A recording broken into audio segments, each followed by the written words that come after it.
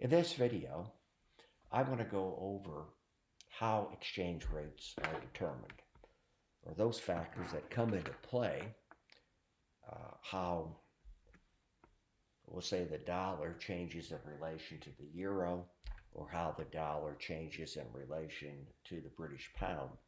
And I will use a little bit later on in this video looking at a graphical illustration between the dollar and the British pound. But first of all, there are five basic factors here that come into play in determining exchange rates between countries. And here, from the standpoint, I'm going to be focusing in on the U.S., on what happens to the dollar. So the first one is income or taste. And income, of course, would be if we have a higher income here in the United States, that would have a tendency to cause consumers here to look abroad to buy items. Or from the standpoint of taste relative to other countries. So what I'm focusing in on here is U.S. income and the taste of our consumers. And if we have a higher income or we have a higher preference to buy goods in Europe or to buy goods in England, that would cause an outflow of funds from the U.S. Bottom line is simply that the dollar would depreciate or weaken from the example I just gave between the euro and the British pound. The second one is changes in relative interest rates. And from this standpoint, if we have higher interest rates in the United States relative to other countries, okay, from the standpoint of Britain and from the standpoint of, we'll say, Germany, what's going to happen would cause a flow of funds into the United States, which makes perfect sense, right?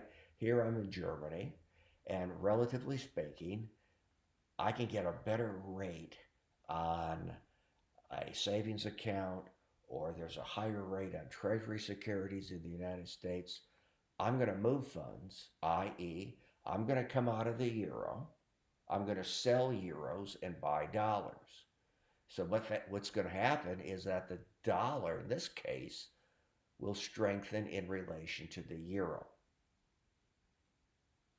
Higher interest rates here in the United States versus, we'll say, in Europe, in Germany. The third one is dealing with really inflation.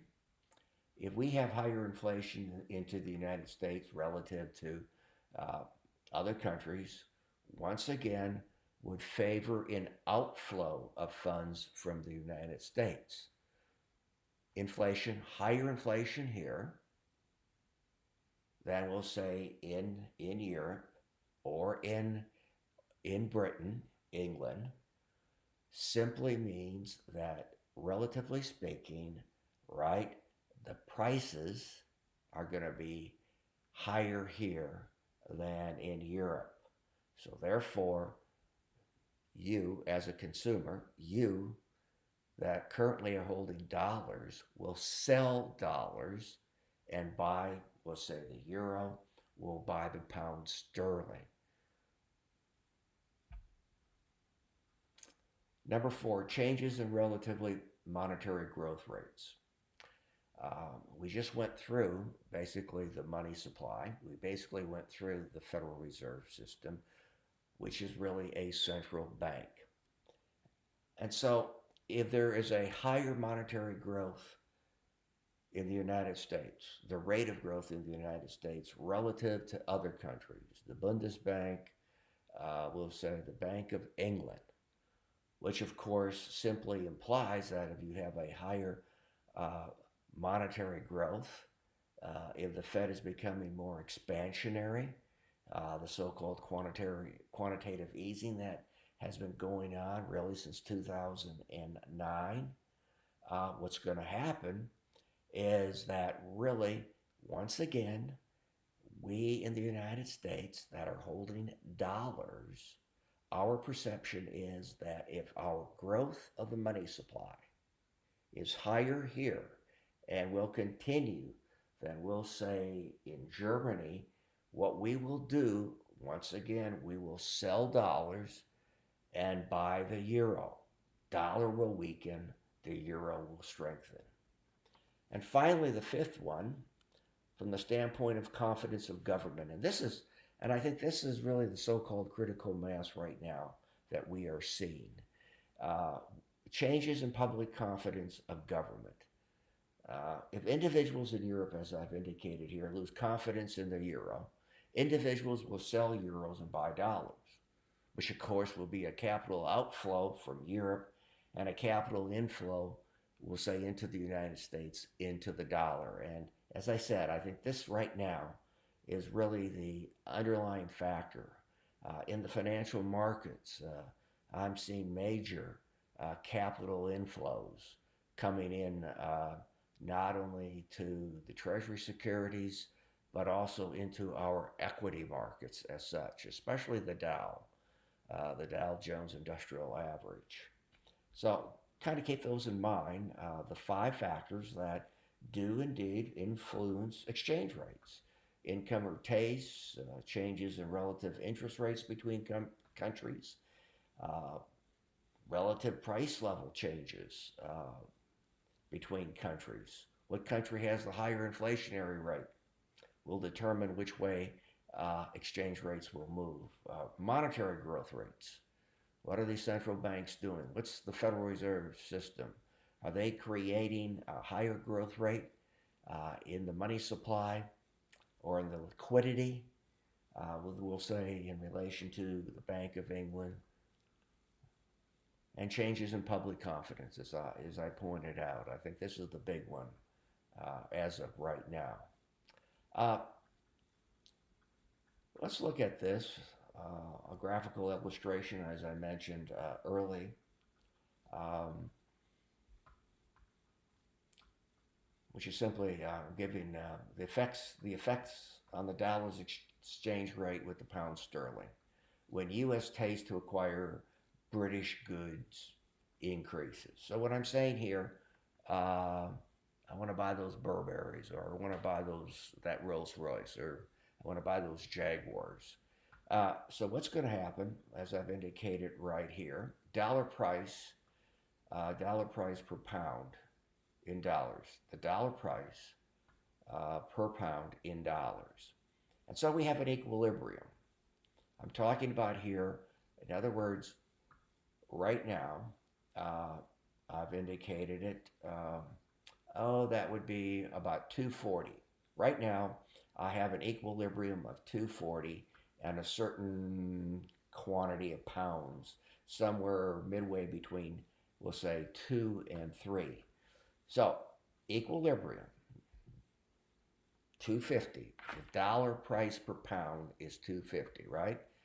240. If I got $2.40, I can go out and acquire a pound sterling. But as I just mentioned up here, something's going to happen. Something's going to happen. Let me just get this a little smaller.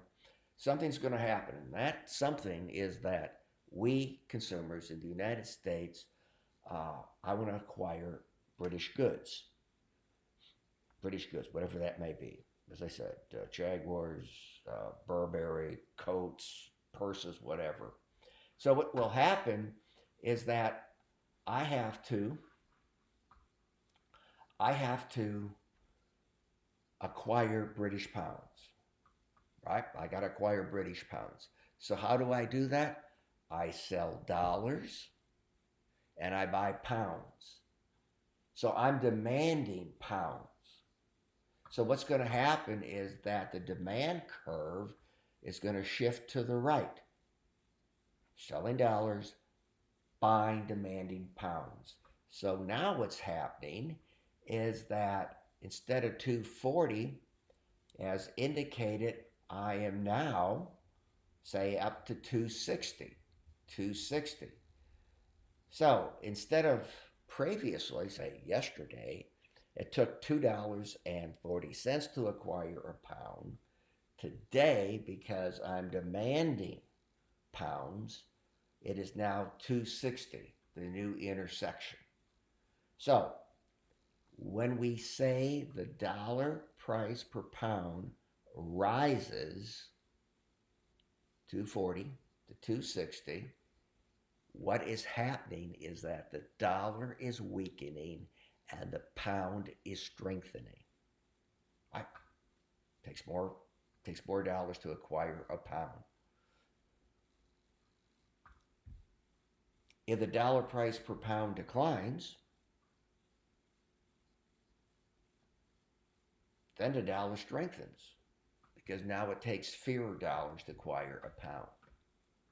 Okay, I mean, I just don't want to acquire those Jaguars or that Rolls Royce or buy those Burberry clothes.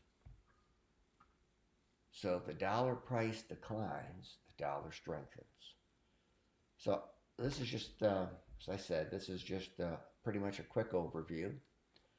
Quick overview from the standpoint of the factors that influence exchange rates and a graphical illustration, but just keep in mind that when the dollar price, in this case per pound, or the dollar price per euro, or the dollar price per any currency rises, that means the dollar is weakening. Does not mean the dollar is strengthening. Dollar price, if the dollar price per currency increases, the dollar is weakening. Dollar price per any currency declines, means the dollar is strengthening. So, as I mentioned, hopefully this helps in kind of looking at the determinations for exchange rates from these 5 factors.